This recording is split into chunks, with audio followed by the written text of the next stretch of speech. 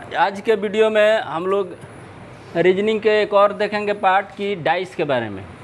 Dice पढ़ेंगे। Dice मैंने ludo छकवा ना खेलनी सोन पासा।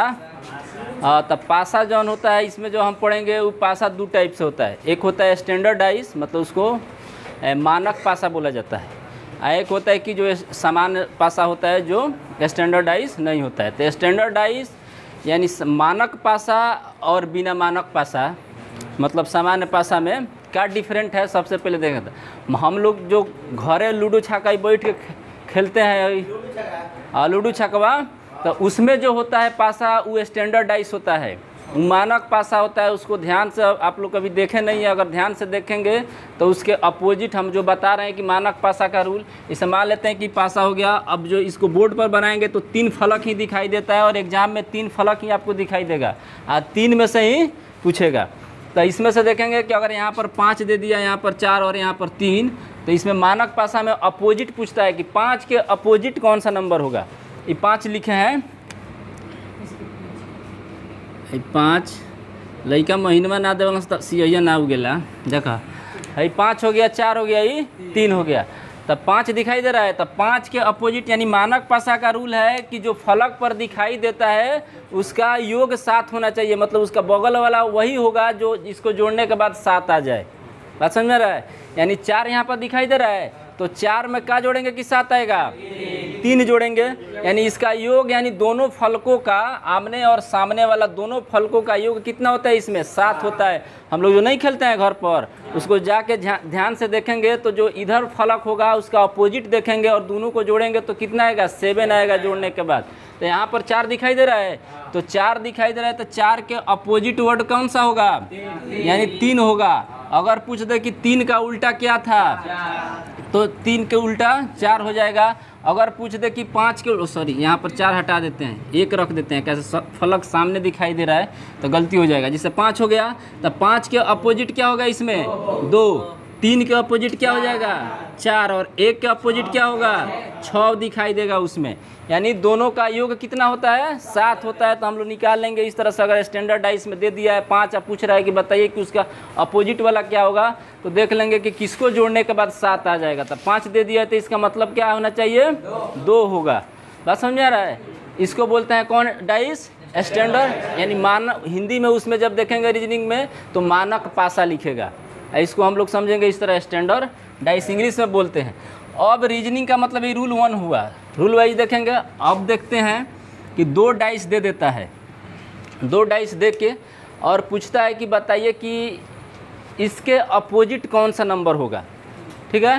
तो इसमें जैसे मान लेते हैं कि यहाँ पर 5 दे दिया, यहाँ पर 3, यहाँ पर 6, यहाँ पर 4 दे दिया, यहाँ पर 2 दे दिया, यहाँ पर 6 दे दिया। ठीक। अब इसमें पूछेगा कोई भी नंबर इसमें से एक ले लेगा, कहेगा कि बताइए कि इसका अपोजिट क्या होगा। तो इसका हम लोग क्लॉक वाइज देखते हैं।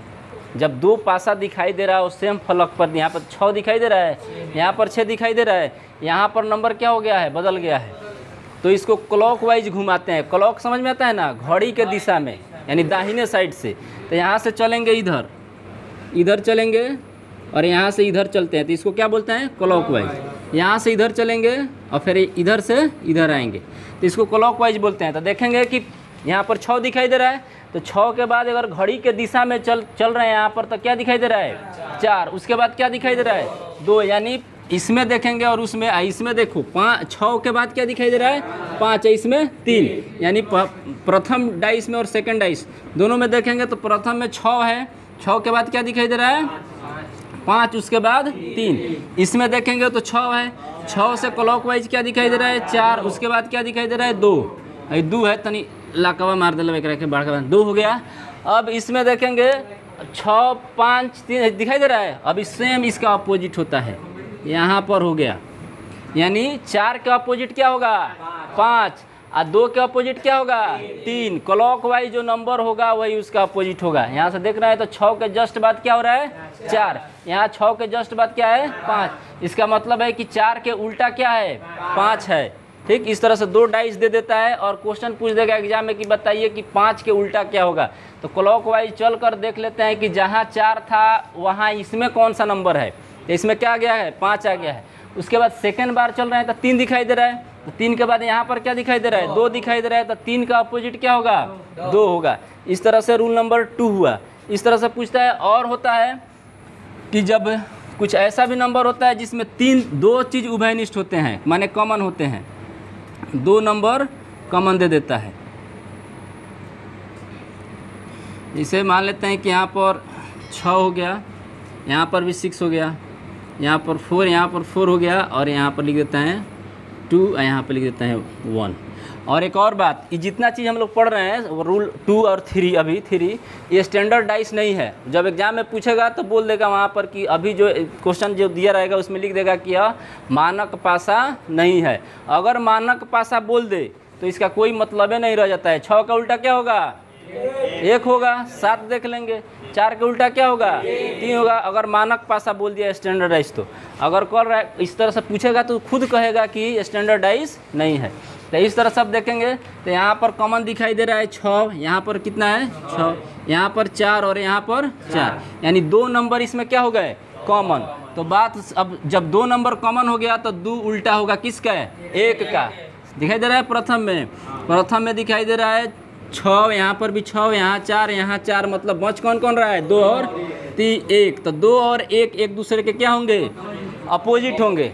अब एग्जाम में कहीं पूछ दे कि 6 का अपोजिट क्या होगा, 6 का अपोजिट, तो इसमें क्लॉकवाइज नहीं चलना है। क्यों नहीं चलना है, चूँकि इसमें 2 कॉमन है, 1 कॉमन रहेगा तो क्या चलेंगे, क्लॉकवाइज चल के देख लेंगे कि 6 के जस्ट बाद इसमें क्या है, तो उसमें 6 के जस्ट बाद क्या है। अब जरूरी नहीं है कि 6 यहीं पर रहे, हो सकता है कि 6 यहाँ पर हो और यहाँ पर 6 वाला इधर हो, तो जहाँ देगा वहीं सब क्लॉकवाइज चलेंगे पहले वाला में। और इसमें जब कहेगा कि 2 डाइस क्या है, मतलब 2 नंबर इसमें देखेंगे कॉमन है, तो उसका रूल अलग हो जाता है। ये रूल नंबर 3 हो गया कि सबसे पहले 2 डाइस कॉमन है, 2 डाइस में 2 नंबर कॉमन है, तो जो कॉमन नहीं है उसको पहले लिख लेंगे। तो 2 और 1 हो गया, 2 और 1 बच रहा है, मतलब कि 2 और 1 क्या होंगे, एक दूसरे के अपोजिट होंगे। अब 6 और 4 तो फलक दिखाई दे रहा है, सामने दिखाई दे रहा है। कौन कौन सा नंबर नहीं दिखाई दे रहा है, कौन कौन सा नहीं दे, 5 नहीं दिखाई दे रहा है और 3 नहीं दिखाई दे रहा है। बात समझ आया। तो 6 के अपोजिट क्या होगा, या तो 5 होगा या 3 होगा। ऑप्शन में डालेगा कि अगर 6 के उल्टा पूछ दे, मतलब 6 का अपोजिट क्या है, तो या तो 5 या 3।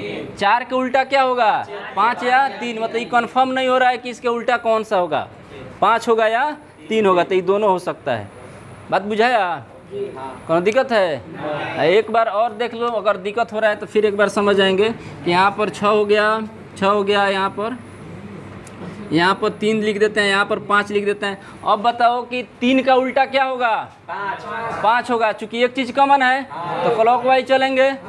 1 का उल्टा क्या होगा, 1 के उल्टा हाथों मत देखा ना पूछ दे नहीं हम, तो 1 के उल्टा कितना हो गया, 2 हो। अब उसके बाद अगर 2 चीज़ यहाँ पर कॉमन दे दे, 6 3 दिखाई दे रहा है, तो 1 के उल्टा क्या होगा, 2। 6 के उल्टा क्या होगा, 6 के उल्टा 4 और 5 होगा। चूँकि 2 चीज़ ना कॉमन है, तो जवन चीज़ नहीं दिखाई देगा वो दोनों में से कोई भी हो सकता है इसके अपोजिट। बात बुझेगा। हाँ, थैंक यू।